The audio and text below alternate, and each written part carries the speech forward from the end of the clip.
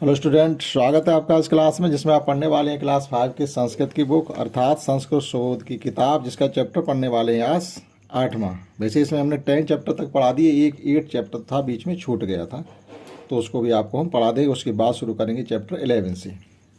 तो ये जो अष्टम पाठ है, पाठ 8वां है, वो है यातायात संकेत, यानी यातायात के जो संकेत होते हैं। जब किसी चौराहे पर हम जाते हैं तो वहाँ पर कुछ लाइट्स लगे होते हैं, ठीक है। एक ग्रीन रंग की लाइट होती है, एक येलो होती है और एक रेड होती है।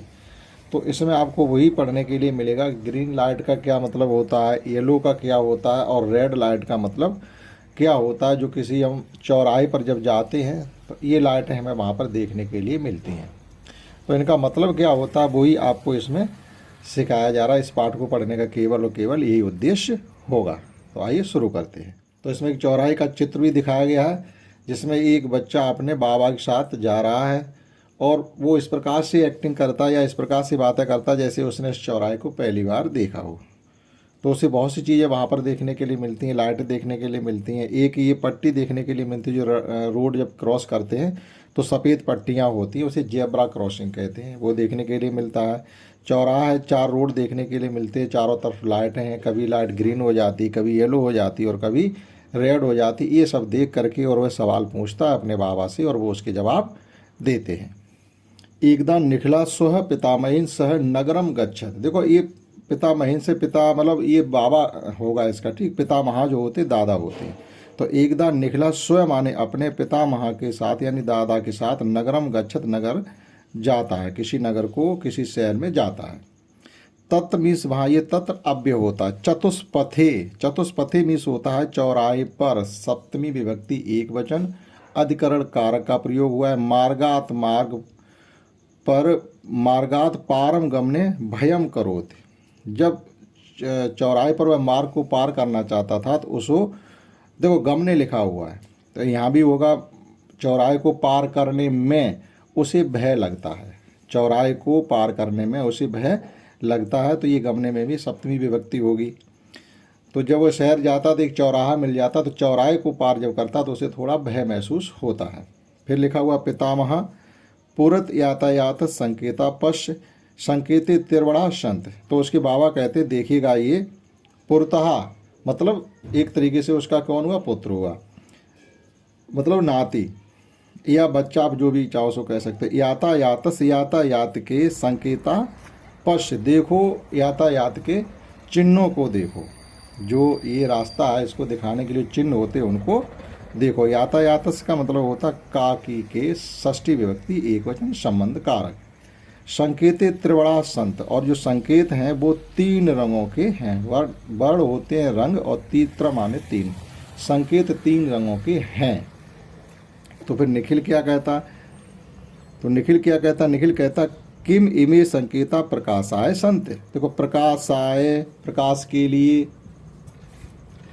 चतुर्थी विभक्ति एक वचन संप्रदान कारक, ठीक। तो किम इमे संकेता प्रकाशाय संत, क्या ये जो संकेत है वो प्रकाश के लिए हैं। तो निखिल क्या कहता है, किम इमे संकेता प्रकाशाय संत, क्या ये संकेत जो दिए गए ये प्रकाश के लिए, लाइट की व्यवस्था के लिए लगाए गए।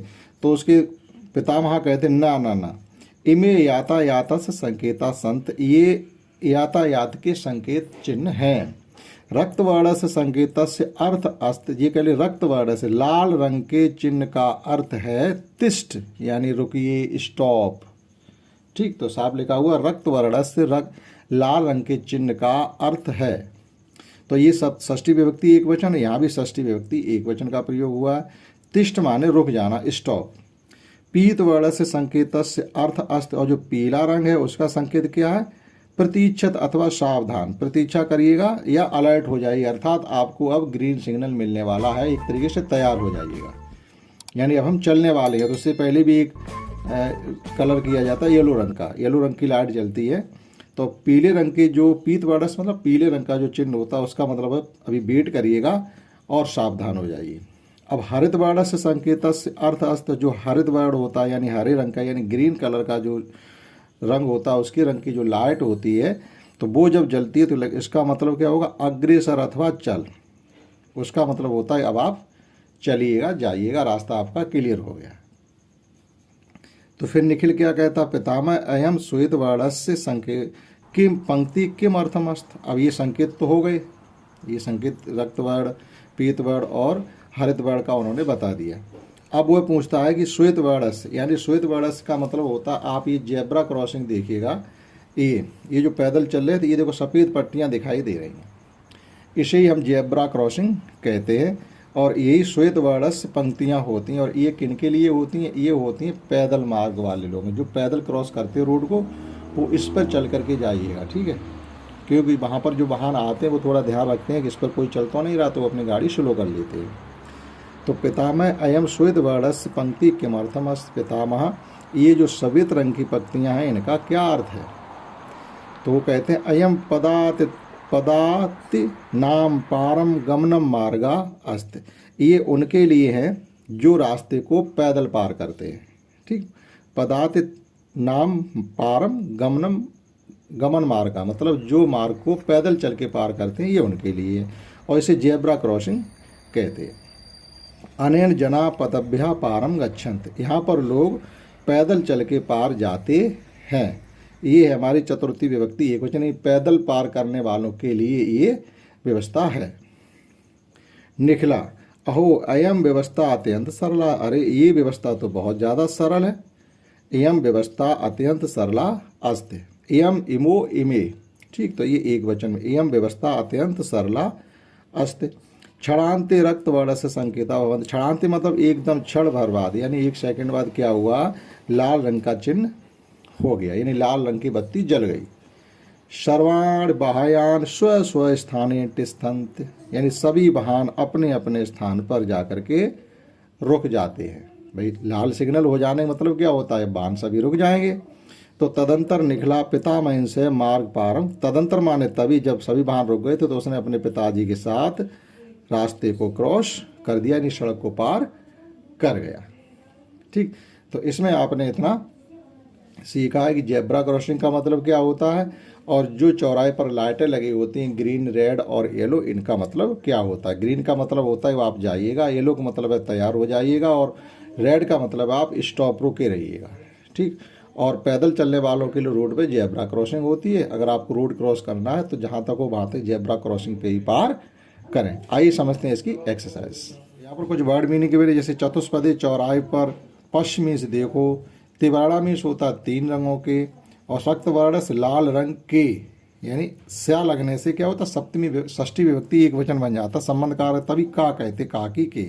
जैसे पीत वर्ण से पीले रंग के, तिष्ठ माने रुको, प्रतीक्ष माने प्रतीक्षा करो, हरत वर्ण से हरे रंग के, श्वेत श्याम वर्ण से मतलब जेब्रा क्रॉसिंग में सफ़ेद पट्टियाँ होती हैं। तो ये वर्ड मीनिंग थे। अब देखिए कुछ इसके सवाल भी है। फर्स्ट क्वेश्चन, एक प्रश्न नाम उत्तरायण लिखत, इन प्रश्नों के हमें उत्तर लिखने। जैसे निखिल स्वापितय में सूत्र कुत्र गच्छत, निखिल अपने पितामह के साथ कहाँ गया, तो नगरम। संकेत कत वर्णा संत, तो केवल आप लिख लो त्रिवर्णा, बस 3 रंग के, इतना ही जवाब देना। रक्तवर्ण संकेत का अर्थ, जो लाल रंग का संकेत उसका क्या मतलब होता, तिष्ठ मतलब रुक जाइए। हरित वर्ण संकेत का अर्थ, जो ग्रीन कलर का होता है हरे रंग का, उसका क्या मतलब होता, अग्रेसर अथवा चल, रुक मतलब चलिएगा। सेकंड क्वेश्चन, ये अधोलिखितम वाक्यम का कथयत इत चित्वा लिखित पितामह या निखिल, मतलब जो वाक्य है किसने कही, उसके बाबा ने कही या निखिल ने कही, वो केवल हमें लिखना। जैसे किम इमे संकेता प्रकाशाय सत, ये किसने कहा था, निखिल ने बस। पीत वर्ण संकेता अर्थ अथ प्रतीक्ष अथवा सावधान, ये पितामह ने कहा। अयम पदार्थ नाम पारम गमनम मार्गास्त, ये पितामह ने कहा है। अहो यातायात से इयम व्यवस्था अत्यंत सरला अस्त, ये निखिल ने कहा था, तो उसका निखिल लिख दिया गया। और लास्ट क्वेश्चन ये है, सत्य कथन से सक्षम आम, असत्य कथनम च सक्षम न इत लिखित, जो सत्य उसके सामने आम लिखना, आम का मतलब होता हाँ, और जो गलत है उसके सामने न लिखना है। निखिल स्व मित्राड़ से नगरम गच्छत, क्या निखिल स्वयं मित्रों अपने मित्रों के साथ गया था, नहीं, अपने पितामह के साथ गया, तो ना लिखा। संकेते पंचवर्णा सत, क्या संकेत में 5 रंग होते हैं, ना 3 होते हैं। रक्त वर्ण संकेता अर्थ अस्त तिष्ठ, लाल रंग का मतलब होता रुक जाना, बिल्कुल होता है।